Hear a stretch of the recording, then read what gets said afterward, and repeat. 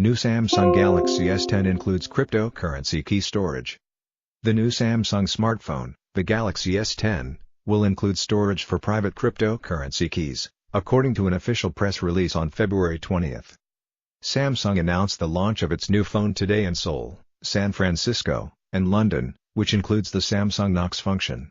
Per the press release, Galaxy S10 is built with defense-grade Samsung Knox, as well as a secure storage backed by hardware, which houses your private keys for blockchain-enabled mobile services. Ahead of the S10's release, rumors abounded regarding the phone's possible configuration and support for cryptocurrency wallets and apps. Last month, images surfaced that allegedly portrayed a Samsung blockchain key store on the Galaxy S10. The reportedly leaked photos featured an Ethereum, ETH, wallet option in the supported cryptocurrencies list. No such wallet was mentioned in today's press release. Samsung is not the only major smartphone producer to have implemented crypto-related capabilities into smartphones. In May last year, Consumer Electronics Corporation HTC has unveiled the first native blockchain phone, HTC Exodus, which will launch with support for multiple blockchains, including Bitcoin, BTC, and Ethereum networks, and features Brave as its default browser. In December 2018, Sirin Labs launched Fini, the world's first blockchain smartphone. Additional reporting by Adrian Smudzinski. LA Kings confirm release of blockchain merchandise authenticator. United States ice hockey team the LA Kings have launched a blockchain-based tool for tracking the authenticity of merchandise, executives confirmed in a press release on February 20. A partnership with augmented reality, AR, startup ProExp Media. The AR authentication app provides a way for fans purchasing various items to know that their products are genuine. The release did not reveal the technical workings of the app, but said it relied on various tests and would reject a piece of merchandise if it did not pass all of them. The LA Kings pride ourselves on innovation and a drive to be first in market as it relates to our digital strategy, the Kings Senior Vice President of Business Development and Brand Strategy, Jonathan Lowe, commented.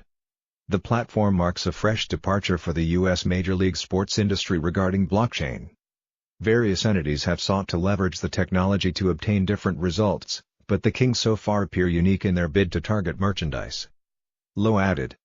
This utilization of AR and blockchain in the sports memorabilia realm is truly a first of its kind but, more importantly, also adds extra layers of authentication and security to the many fans who have become customers of our game-used product.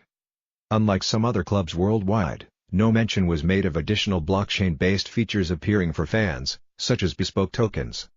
As Cointelegraph reported, local baseball team the Los Angeles Dodgers had launched collectible tokens on Ethereum, ETH, last year. The move was followed by similar announcements from European soccer clubs Paris Saint-Germain and Juventus.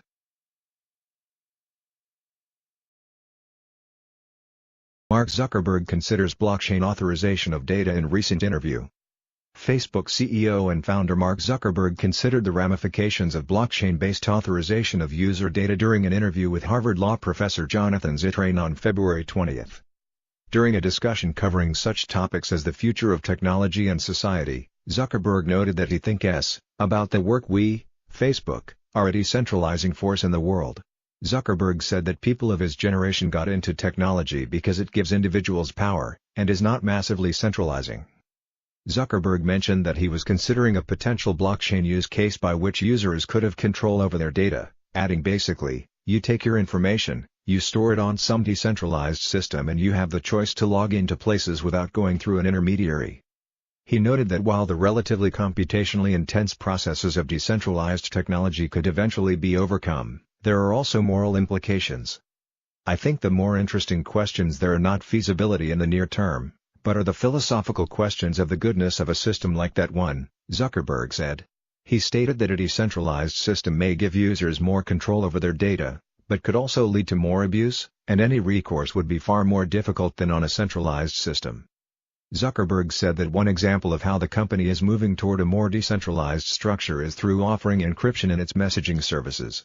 Zuckerberg outlined the benefits of encryption like privacy and security, but further stressed the importance of safety given that people rightfully have an expectation of us, Facebook, that we are going to do everything we can to stop terrorists from recruiting people or people from exploiting children.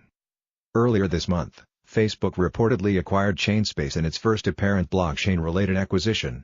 The startup was reportedly working on blockchain scalability problems, notably by applying sharding to smart contracts. Facebook, however, reportedly acquired the startup primarily for the skills or expertise of its staff, rather than the service or products the company provides.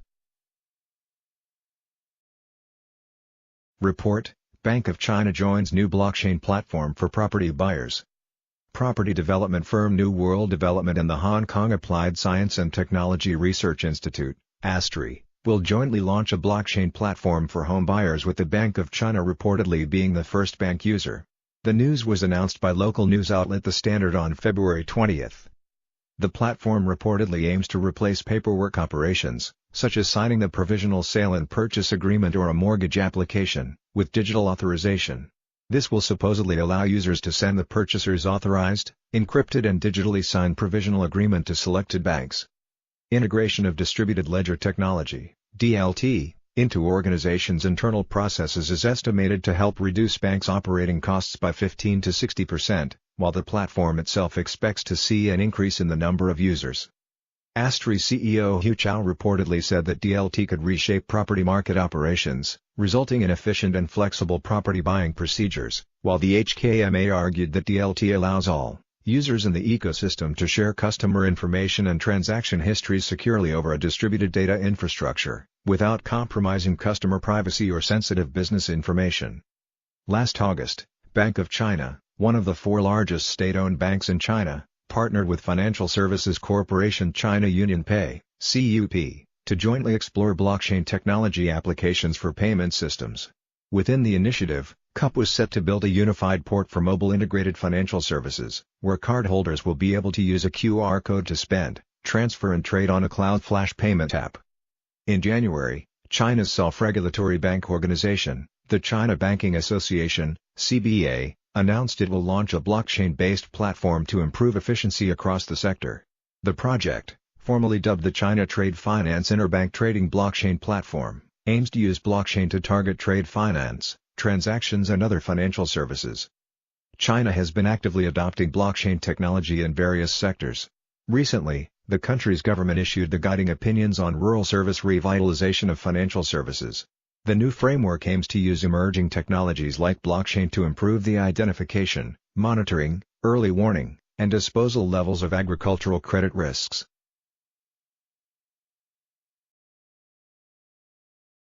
Bahrain's central bank launches sandbox for blockchain companies, report. Bahrain's central bank is launching a regulatory sandbox to allow blockchain and crypto companies to work in the country, pending formalized regulations. The news was reported by Bloomberg on February 20. As previously reported, in December 2018, the central bank issued draft proposals to potentially regulate and license crypto asset services. With the prospective framework currently open for consultation, the new sandbox will reportedly allow companies in the sector to work on a trial basis for 9 months. Dalal Bouaji, business manager at Bahrain's Economic Development Board, told Bloomberg the initiative will enable firms to test their solution on a limited number of users, with a limited number of transactions. Bouaji said the initiative is intended to expedite new companies' entrance into the market. Among the 28 companies approved so far for the sandbox, Bloomberg isolates Sprinkle Exchange, a blockchain-powered initial public offering platform, run by New York-based Sprinkle Group SA. As Bloomberg notes, the bid to attract blockchain talent to the country comes as Bahrain's economy strives to offset mounting debt in the aftermath of a slump in crude oil prices in 2014. Last year, the country's allies pledged $10 billion in aid to support its ailing economy, the smallest of the 6 members of the oil-rich Gulf Cooperation Council. As Cointelegraph reported, the CEO of Bahrain's Economic Development Board positively endorsed blockchain as a huge opportunity for the country in October 2017. In November 2018, the country's Institute of Banking and Finance launched its Blockchain Academy, which offers courses in blockchain development, implementation and strategy.